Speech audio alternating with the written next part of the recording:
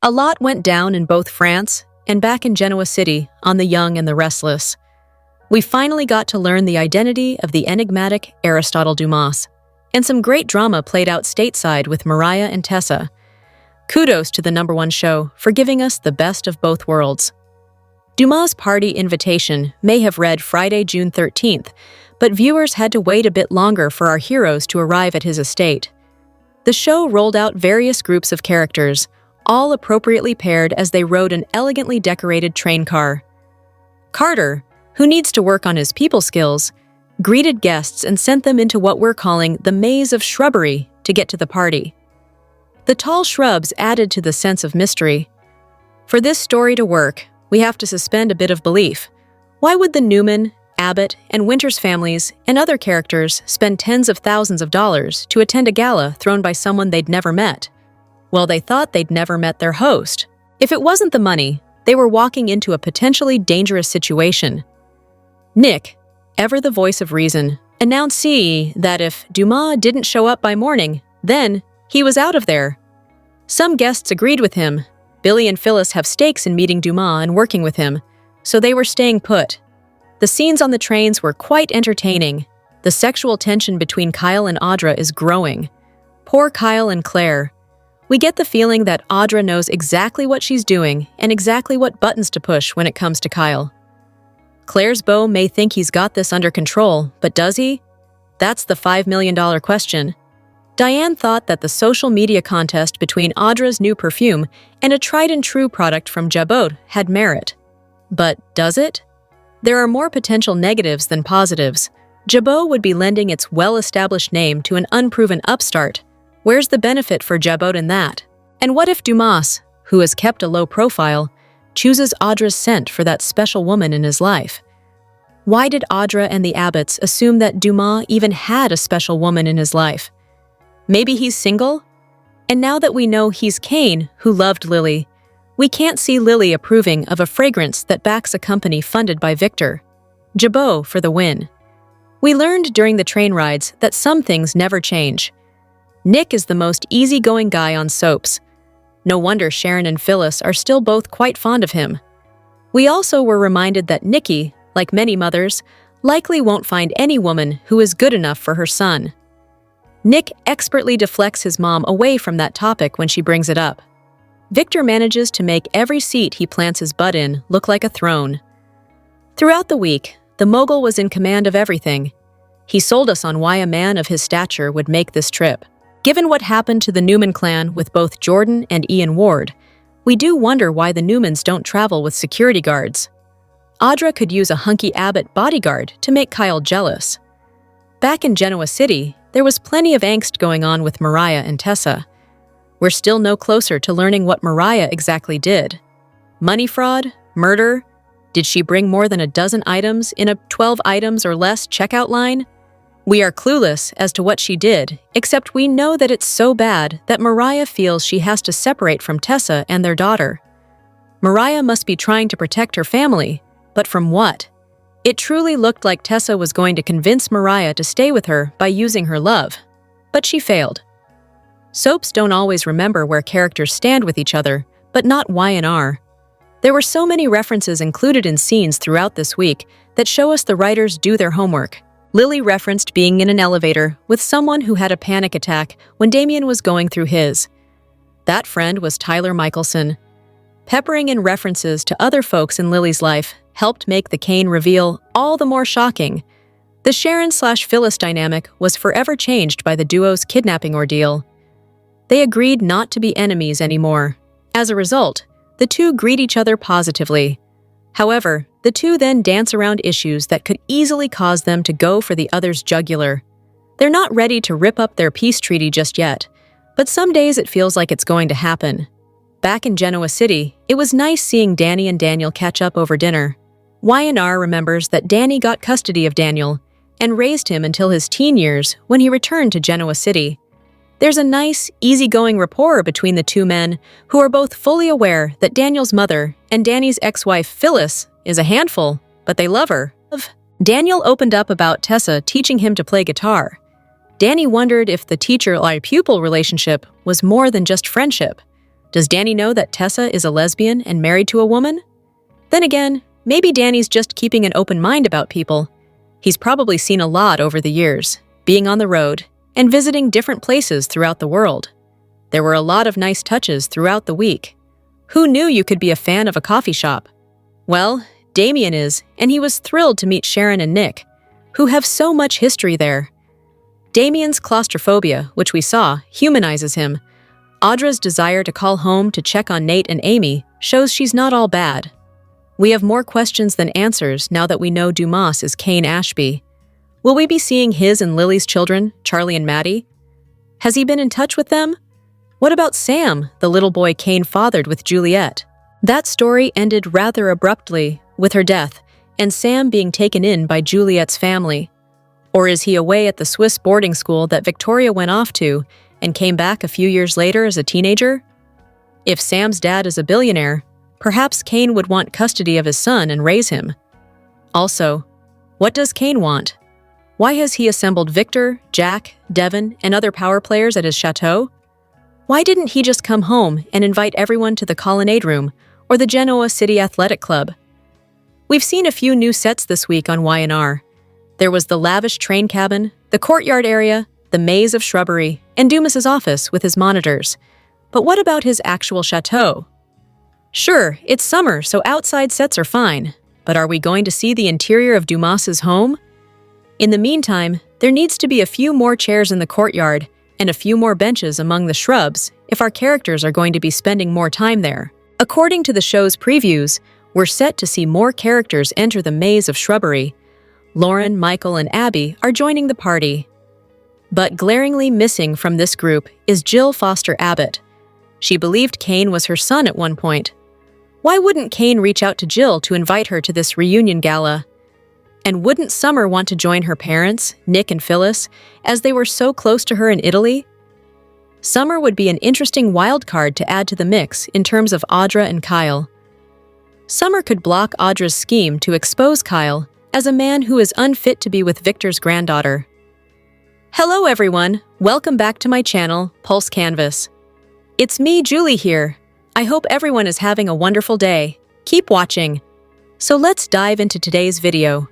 The Young and the Restless scoop for Monday, June 23rd, reveals Kane Ashby will make his intentions clear to Victor Newman.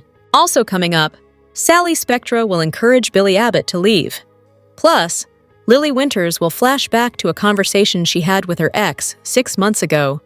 And everyone at the chateau will wonder how Kane amassed his fortune. Y&R spoilers tease the guests in France will put Kane on the hot seat. Lily will say she wants answers. But Kane will tell them all he's decided to retire the Dumas name and just be Kane from now on. It's truly my pleasure to be your host. Devon Winters will tell Kane he's a real piece of work. This whole thing is a stupid idea. Then he, Lily, and Damien Kane will leave through the maze. Victor will stand up and say he wants to speak to Kane privately. There'll be plenty of time for that later, he'll reply. Now, Victor will insist. You follow me now. So Kane will of course obey. After they walk away, Phyllis Summers will ask Amanda Sinclair if Kane's coming back to Genoa City. I need to be in on this. Meanwhile, Jack Abbott will ask Billy how he's doing. He'll say he's surprised. He didn't recognize Kane's voice on the phone. Maybe because he no longer has an Australian accent. Regardless, Sally will ask how he knows Kane. This isn't the first time he did this. The fake name, he'll reply. The same thing he did when he came back as my long-lost brother. Billy will add that Jill Abbott still loves him as a son. Sally will ask why he went to all this trouble. Billy will say he thinks Kane wants Chancellor to himself. I suspect Chancellor is just the tip of the iceberg, Jack will reply. Suddenly, something will occur to Billy. It's Catherine's will. Jack will say the mustache would be happy, point out she left Chancellor to him. But she wanted Kane to run it, Billy will reply. Jack will wonder if all of it is about Chancellor. Then Phyllis will interrupt. Did someone mention Chancellor? She'll ask. Diane Jenkins will tell Phyllis she's completely shameless. Sally will pull Billy aside and suggest they leave right away. We go home tomorrow, to Genoa City, and we break this huge story. she'll add. This is how we launch Abbott Communications, before anyone else beats us to it. But Billy will say there's more going on, and they need to stay. In their train car, Lily will say if she had any idea she wouldn't have come there. How in the world did Kane pull this off? Damien will ask if he was always this wealthy, and she'll say no. Devin will tell him Kane's dad was a con artist and a crime boss, but Lily will say Kane never wanted to be like his father. Then she'll talk about Maddie's crisis, and once she and Kane got her through it, they had coffee together. A flashback will show Kane telling Lily he reconnected with Colin. He's sick and it's changed him. When he asked her if Colin could see their kids, she refused. He tried to steal Devin's money. That's unforgivable. Lily will tell Damien and Devin she couldn't understand why he was being so gullible about his father, and the whole time he was building an empire as Aristotle Dumas. Damien will suggest they leave and Devin will agree. I can't go, she'll say. He's coming back to Genoa City. I need to know everything he did in the last 6 years. In the garden, Kane will talk about how beautiful the chateau is. Victor will tell Kane to cut the bull, and he'll ask what he wants from his family. This reminds me of your father, Colin. He would put on a show, he'll add. My father actually died 6 months ago, Kane will reply. Victor will say he's sorry, but he'll also ask how many people he and Colin stiffed, building this so-called empire. So, Kane will tell him, say his dad got sick about 6 years ago. They started saving money and invested in crypto. My hat off to you, Victor will say. For you to amass this enormous fortune in such a short period of time. But he'll say the question is why he wants him there. Kane will tell him he's ready to give up the businesses under Dumas's ownership. That's where you come in. The young and the restless actress Cameron Grimes is a reminder that some child performers successfully segue into talented adult actresses. The Daytime Emmy winner is an example of a performer who shines throughout her entire career. Details as to what nefarious, unforgivable act Mariah committed while she was away from Genoa City have been dribbling out slowly. That can be frustrating for soap fans who want questions answered yesterday, but Grimes is making the wait worth it. How? She's delivering one heartfelt performance after another in which Mariah revealed to her wife Tessa that her only course of action is to leave the marriage, at least temporarily. We know that Mariah hasn't fallen in love with anyone else. We also don't know if Grimes even knows yet what Mariah did, but we do know it's pretty bad. Grimes had Mariah carefully choose her words as she attempted to explain what she'd done wrong. I hate that I've done this to our family and you, Mariah told Tessa in the back room of Crimson Lights, ironically in the location once known as Cassie's Corner, which was dedicated to her late twin. The more Tessa promised to be there for Mariah, the more Mariah stood her ground that she needed to separate herself from her family. Grimes's performance indicated that this wasn't something Mariah wanted to do, but rather, something she felt she had to do to keep them safe. Our hearts are breaking for her, and our minds are trying to figure out this mystery. It's never nice to tell someone, "You look tired," but that's exactly how Grimes played Mariah's demeanor and physical state. We can see how depressed and exhausted Mariah is. When we're not drawn into Grimes's emotional performances, we're busy wondering just what the heck Mariah did. Did she and the mystery man we've seen in flashbacks commit a murder? Did Mariah murder this man in a drunken stupor? Did they pull a con on someone who died? Grimes has been playing all this as if Mariah has hurt someone so deeply that it can't be undone. The pain that Grimes is playing is making us just want to reach through our TV sets, big screens, and handheld devices so that we can just give her a big hug. Ending a marriage or taking a break from it is not a decision that's made lightly, as Mariah herself stated. Grimes is playing her character's decision with the full gravitas it warrants. Whatever Mariah did, it had to be pretty bad. Fairbanks was an excellent scene partner in these Mariah-Tessa breakup scenes. Tessa refused to let Mariah walk away from her. With tears in her eyes, Mariah begged Tessa to let her go. "Mariah!" Tessa cried out, prompting her to stay a bit longer. We could see the hope in Mariah's eyes that she was wishing Tessa was going to be able to say something that would change her mind. Tessa theorized that Mariah slept with someone else. Mariah refused to confirm or deny, not because she had slept with someone, but because what she had done was so terrible, she felt she couldn't reveal anything about it. When Tessa begged Mariah to stay, promising to stand by her side, we saw Mariah give herself over to the idea of confessing all. But then she realized she couldn't. "I wish that I could do this with you. It's just not as simple as a one-night stand. What I did that night that I was away was so much worse," Mariah shared. Then, she walked out the door, leaving Tessa and viewers in tears. Bravo to Grimes for her emotional performance as a tortured soul. Welcome to the Young and the Restless Daily YAPP. For a quick, and by that I mean you're already halfway done, recap of the most amazing or what the heck did we just watch moments on today's episode. Let's get to it. On The Young and the Restless, Aristotle Dumas made his grand debut after 6-ish months of anticipation. As predicted in 2024, he is, drumroll somewhere, Cain Ashby.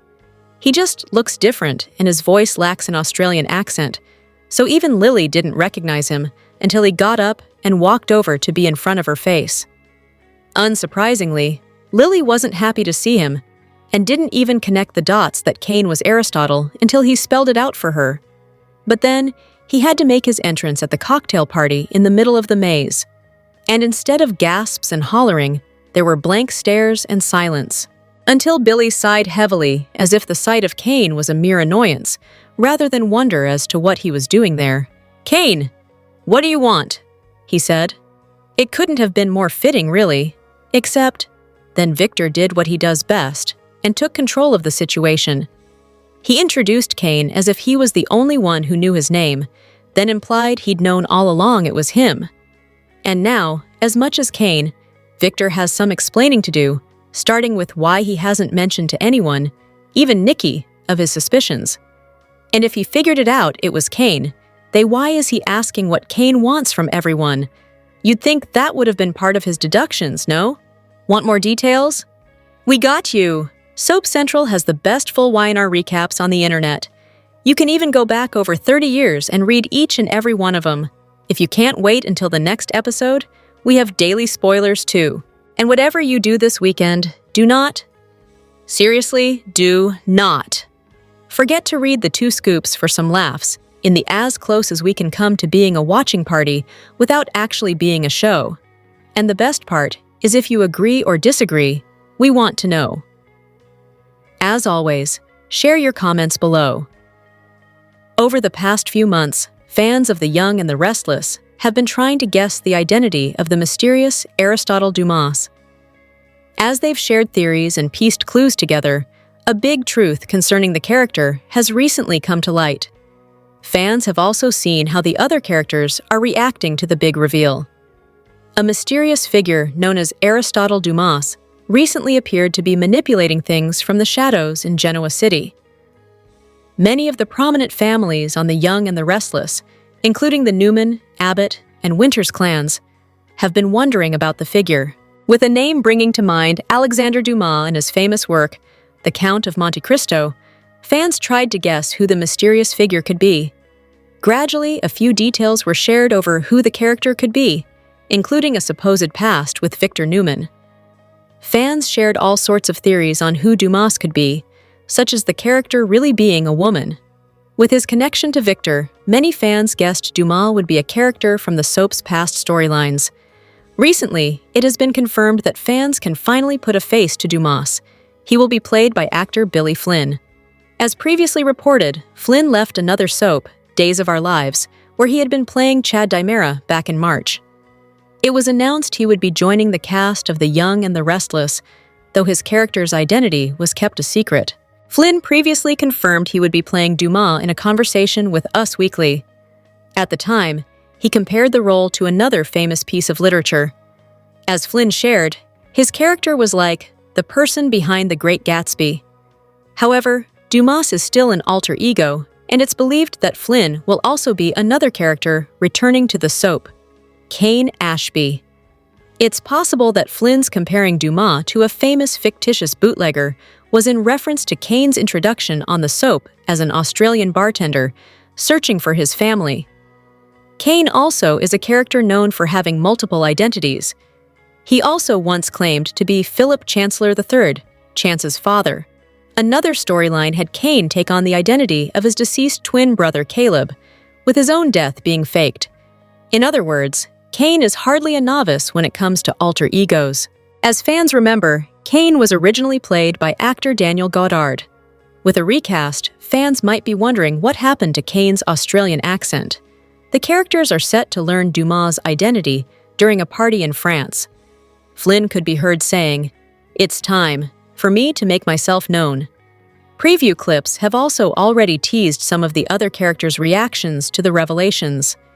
After all, Dumas's plans are set to unfold. Billy Abbott, who had been manipulated by Dumas all this time, could be heard sharing, "What the hell is going on here?" Adam, who has been on his own mission to uncover Dumas's identity, will also soon get his answers. The Young and the Restless, spoilers for Tuesday, June 24th, reveal that the festivities will continue at the chateau in Nice, but Abby Winters will have no idea what she's walking into. Y&R fans know Dominic Newman Abbott Winters, Chancellor, got sick just before Abby and Devin Winters were set to leave together. Abby stayed behind to make sure Dominic was okay, but she caught a later flight and will arrive for the party soon enough. A Cain Ashby curveball is obviously coming up for Abby, but she'll get another shocker first. That's because Abby will bump into Chancellor and express surprise since she didn't know he was invited. Chance and Abby won't be the only guests who show up for this shindig late. Michael Baldwin and Lauren Fenmore. Baldwin will also catch the train up the mountain for some big news. Lauren, Michael, Abby, and Chance will all get updates on Aristotle Dumas's true identity, so they'll join the debate about Cain's motives. The partygoers will still feel like there's so much they don't know about Cain's agenda. Jack Abbott and Nikki Newman will trade information on Tuesday's Y&R episode, so they'll no doubt try to figure out what Cain's really up to. As for Victor Newman, he'll continue his private discussion with Cain. Although Cain wants to trade a giant portion of his empire for control of Chancellor, Victor will remain wary of the idea. Victor will think there must be more to it than Cain just wanting a fresh start. Colin Atkinson's demise clearly shook Cain up, but Victor will suspect there's something else in play here. Now that Cain is ready to come back to Genoa City and ditch all the Dumas drama, Victor has plenty of reasons to be on guard.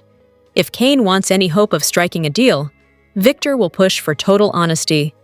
On a sultry evening in Nice, the grand estate of Aristotle Dumas, nestled along the glittering French Riviera, became the stage for a gathering that promised more than just champagne and chandeliers. The exclusive summit, attended by Genoa City's business elite, was meant to forge discreet alliances among the world's most powerful figures. Yet, as the night unfolded, it revealed a web of suspicion, long-buried grudges, and shocking revelations that left no guest untouched. The atmosphere was electric from the moment Aristotle Dumas, known to some as the enigmatic billionaire, and to a select few as Cain Ashby, entered the grand ballroom.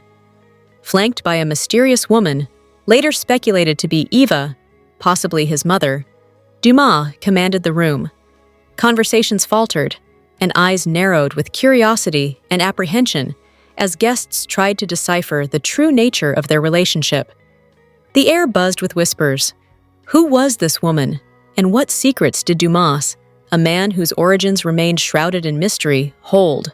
The evening's tension was fueled by the presence of Victor Newman, a titan of industry whose attendance was driven not by pleasure, but by a desire to settle old scores with Dumas. Victor's steely gaze and guarded demeanor hinted at a history of betrayal, his suspicions pricked by something familiar in Dumas's posture and enigmatic stare. As the night progressed, the crowd, a mix of old money, international financiers, and Genoa City rivals, lost their poise. Quiet conversations turned into sharp whispers, with guests dissecting every glance and gesture from Dumas's companion. The woman, Eva, seized a pivotal moment to address the room. With a raised glass and a voice that silenced the crowd, she wove a tale of a man who built an empire through ruthless ambition, his clean reputation bought at the expense of others' misery. Though she never named Victor, her words struck like a dagger, prompting a dramatic reaction from Nikki Newman, Victor's wife. Nikki, already fragile from years of personal struggles, collapsed, her glass shattering on the marble floor. The commotion that followed unraveled the party, as Victor's fury became palpable, and the whisper network spread like wildfire. At the center of the storm stood Dumas, unflinching under scrutiny. Fielding pointed questions with wit and composure, he parried accusations about his vast fortune and mysterious past. Yet, beneath his calm exterior, Dumas braced for an inevitable confrontation with Victor, whose suspicions were hardening into certainty. As the last guests departed, Dumas retreated to the estate's private library, where Amanda Sinclair, his trusted confidant and one of Genoa City's sharpest legal minds, awaited. Amanda's warning was stark. Victor Newman was most dangerous when he sensed a threat to his family or legacy. She urged Dumas to stay 2 steps ahead, to avoid risks, and never to underestimate Victor's ability to wield legal, financial, and even criminal resources. Dumas listened, his mind already mapping out battle lines. He knew retreat was not an option. To survive Victor's coming offensive, he would need to escalate, outmaneuver, and strike first. The night's drama extended beyond the ballroom, ensnaring others in its wake. Billy Abbott, initially drawn to the gala as a professional opportunity, found himself entangled in a personal reckoning. Recognizing Dumas as his old friend Cain Ashby, Billy confronted him in a shadowed corridor, demanding answers. Why the false identity? How had Cain amassed such wealth in just 6 years? Cain admitted to crafting the Dumas persona as a shield against old enemies, insisting his fortune was built through calculated risks and legitimate deals. Yet, Billy's skepticism grew, fueled by rumors of fraud and manipulation that clung to Dumas's name. Across the estate's gardens, Lily Winters grappled with her own disbelief. The revelation of Cain's dual life triggered a panic attack, and in a heated confrontation, she demanded the truth. Cain laid bare his journey of exile and reinvention, describing how he shed his past to build an indestructible empire. Though he insisted his success was legitimate, Lily remained unconvinced, torn between outrage and a flicker of empathy. The gap between their worlds seemed unbridgeable, leaving her to question whether forgiveness was possible. As the dust settled, Phyllis Summers saw opportunity where others saw chaos. A master of manipulation and adaptation, Phyllis approached Dumas with a proposal for a mutually beneficial alliance. Recognizing the target on Dumas's back, she offered connections, cover stories, and plausible deniability in exchange for a pathway to power. Their late-night conversation on the terrace was a verbal chess match, with Phyllis positioning herself as an equal, not a subordinate. Though wary of her reputation for betrayal, Dumas agreed to a tentative partnership, starting with a single, tightly controlled project. In the weeks that followed, Phyllis threw herself into the alliance, leaking curated stories to the press and arranging clandestine meetings with investors. Her efforts strengthened their position, but not without notice. Jack Abbott and Victor Newman, watching from afar, recognized Phyllis's handiwork and braced for new threats. For Phyllis, the risks were high, but so were the rewards. Driven by ambition and a refusal to be sidelined, she aimed to reclaim her place at the top of Genoa City's hierarchy. The repercussions of that fateful night continue to ripple through Genoa City. The Dumas estate, once a symbol of unattainable luxury, is now a magnet for gossip and speculation. Journalists circle, old enemies plot, and fragile alliances strain under suspicion.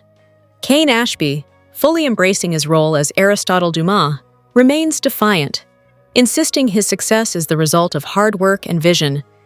Yet, he knows the questions dogging his every move will not fade. This saga is more than a tale of wealth and deception. It's a warning about the cost of ambition in a world where secrets are currency and trust is a luxury. As Genoa City's elite plot their next moves, the stage is set for a confrontation that will reshape destinies. Alliances will be tested, secrets weaponized, and the balance of power will shift once more. In this ever-shifting landscape, one truth stands clear: victory is never final, and every triumph carries the seeds of the next fall. In the glitzy world of the young and the restless, where secrets simmer and alliances shift like sand, Genoa City has just been hit by a bombshell that will echo through its boardrooms and ballrooms for years to come. Picture this: a lavish estate on the French Riviera, aglow with candlelit terraces, flowing champagne, and a guest list packed with the elite. It was supposed to be the party of the season, a dazzling showcase of wealth and power hosted by the enigmatic billionaire Aristotle Dumas. But what unfolded wasn't just a celebration. It was a seismic revelation that left jaws on the floor and hearts racing. Kane Ashby, the once familiar face of Genoa City, has returned not as the man we knew, but as Aristotle Dumas himself, a global titan with an empire built in the shadows. For months, the name Aristotle Dumas has loomed over Genoa City like a mysterious fog. Who was this billionaire with international connections, effortlessly pulling strings in the corporate world? Everyone wanted to know. And at this exclusive gala, the truth detonated in true soap opera fashion. Kane Ashby, presumed gone and forgotten, had reinvented himself as a powerhouse, orchestrating deals and outsmarting rivals under his new identity. This isn't just a comeback, it's a masterclass in reinvention, and Genoa City will never be the same. The stage was set for drama at the French Riviera estate, where the who's who of Genoa City gathered, expecting an evening of luxury. Instead, they got a front row seat to one of the most shocking twists in Y&R history. Kane Ashby, once known for his struggles with family and fidelity, stepped into the spotlight and declared himself Aristotle Dumas. Gone was the charming but troubled Aussie. In his place stood a man radiating power, confidence, and a dangerous edge that sent shivers through the crowd. The fallout was immediate. Billy Abbott, who had been negotiating with Dumas for weeks, was blindsided. He thought he was partnering with a foreign mogul, only to learn he'd been played by an old rival. The betrayal stung, and Billy's signature temper flared. Will he channel this rage into revenge, or try to outmaneuver Kane at his own game? Meanwhile, Lily Winters, Kane's former love, was left reeling after a heated confrontation in the estate's hedge maze. She had trusted Kane, loved him, and now faced the gut-wrenching truth that he'd vanished years ago to build a secret empire.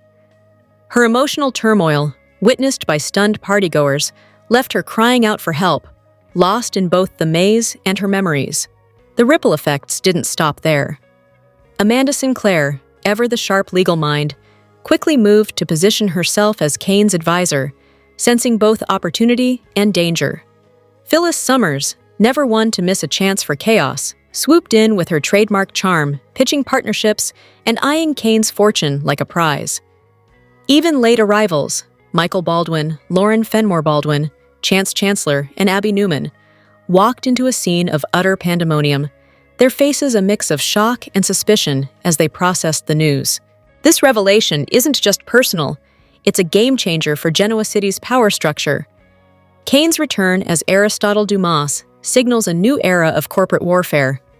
His wealth and influence rival even Victor Newman's empire, and that's no small feat.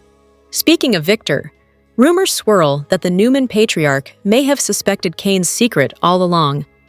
His steely gaze at the party hinted at a deeper history, perhaps a betrayal or a stolen deal from years past. Victor doesn't take kindly to challenges, and fans can bet he's already plotting a counterstrike to protect his legacy. For Lily, the pain is personal.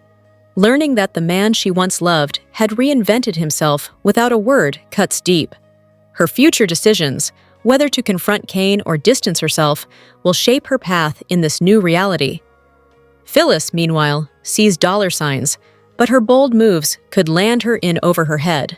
Amanda, playing a quieter but no less strategic game, aims to steer Kane's next steps while guarding her own interests. And then there's Billy, whose bruised ego might push him toward a reckless vendetta. The arrival of Michael, Lauren, Chance, and Abby only adds fuel to the fire. Michael's legal instincts kicked in immediately, sensing a brewing storm. Lauren, ever glamorous, was caught off guard but quick to gauge the social fallout. Chance, with his investigator's mindset, is already digging for answers, while Abby grapples with the shock of her ex-stepfather's transformation into a global powerhouse. Kane Ashby's return as Aristotle Dumas is more than a juicy plot twist. It's a seismic shift that redefines Genoa City's landscape. This isn't just about one man's comeback. It's about power, trust, and the fragile bonds that hold this community together. Every major player, Newman, Abbott, Winters, and beyond, now faces a new reality where Kane holds the cards. Will he use his wealth to claim what he believes was taken from him? Is this a quest for redemption, revenge, or something even bigger? For fans, this moment is a reminder of why The Young and the Restless remains a cornerstone of daytime drama. It's a story of reinvention, betrayal, and ambition, played out against a backdrop of glamour and intrigue. As Genoa City braces for the fallout, one thing is clear. Kane Ashby isn't just back. He's rewriting the rules. Keep your eyes on the screen, because this saga is just getting started. What's next for Kane, Victor, and the rest of Genoa City's elite? One thing's for sure, the champagne may have stopped flowing, but the drama is just beginning.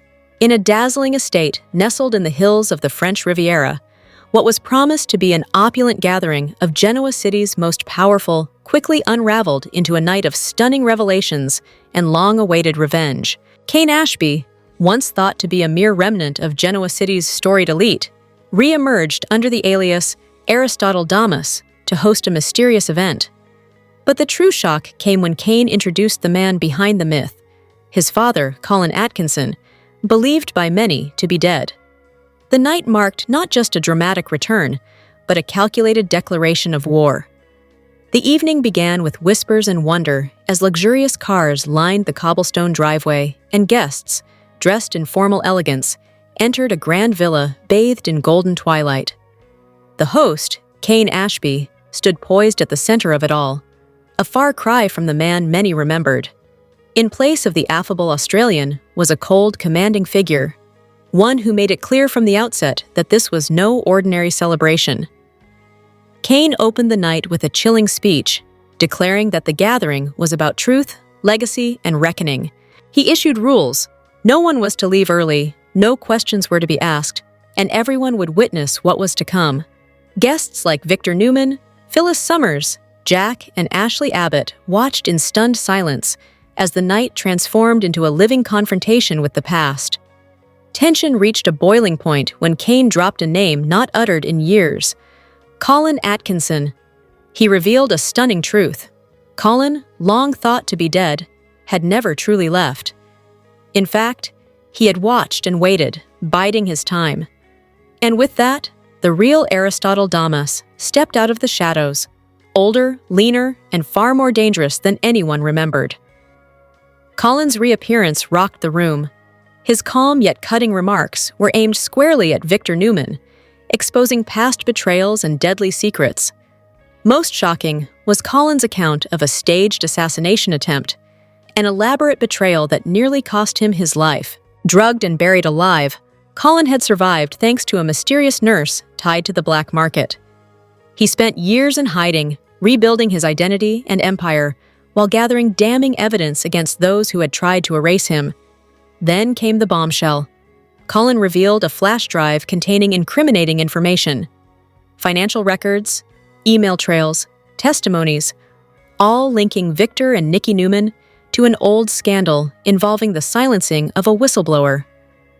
The Newman Foundation, long seen as a symbol of philanthropy, was implicated as being built on corruption. The crowd, paralyzed by disbelief, watched as Colin placed the flash drive before them, announcing that he wouldn't leak it. Yet. Instead, he wanted everyone to sit with the truth and let it simmer. Victor's response was stoic, but the crack in his composure was visible to those who knew him best. Nikki's grip on his arm tightened, her face pale. Phyllis quietly processed the political fallout, while Lily Winters, torn between rage and sorrow, watched Kane align himself fully with his father. In Colin's final words, he didn't just seek revenge. He sought dismantlement. He vowed to take down everything Victor had built, piece by piece. The ballroom, once the setting of glamour, had become a battlefield. As the guests dispersed, whispering in fear and awe, one thing became clear. This war wouldn't be fought with bullets, but with truths sharp enough to destroy reputations and reshape destinies. The return of Colin Atkinson has sent shockwaves through Genoa City's power circles.